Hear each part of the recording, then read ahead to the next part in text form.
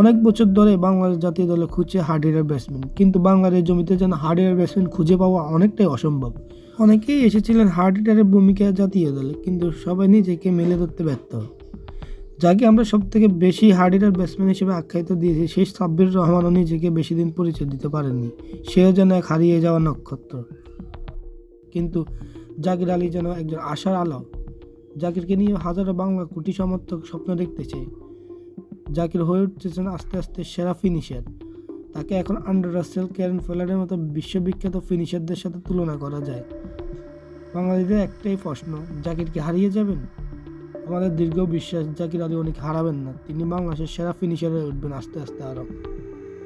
না দেখেন, এইটা আসলে ভুল ধারণা যে আপনার বিল্ড থাকলে তো ভেরি গুড, ওইটা আপনার জন্য সহজ হয়, কিন্তু বিল্ড না থাকলে যে খেলতে পারবেন না, এটা রং।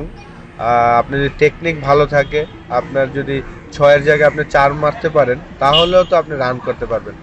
আপনার টেকনিক ভালো থাকলে এবং বেস যদি স্ট্রং হয়, বেসটা জাকির আলী অনেক কিন্তু তার টেকনিকে সে খেলছেন। সে হয়তো বা ডিফারেন্ট বল করার আগেই দেখা যাচ্ছে যে অফ স্টাম্পের উপরে চলে আসছেন, কিন্তু তার বেসটা কিন্তু স্ট্রং থাকছে। Anything outside the off stump সেটা কিন্তু সে আবার কাভারের উপর দিয়েও মারছেন। তো এই বেসিকটা যদি আপনি স্ট্রং হয়, যে আপনি অফ স্টাম্পের বাইরেও মারতে পারবেন, গায়ের বলও মারতে পারবেন, তখনই আপনি সাকসেসফুল হতে পারবেন। আপনি গেলেন অফ স্টাম্পের বাইরে, কিন্তু আপনার মাইন্ড বলে রাখছেন যে আমি শুধু লেগ স্টাম্পে মারবো, তাহলে কিন্তু সাকসেস হওয়া যায় না।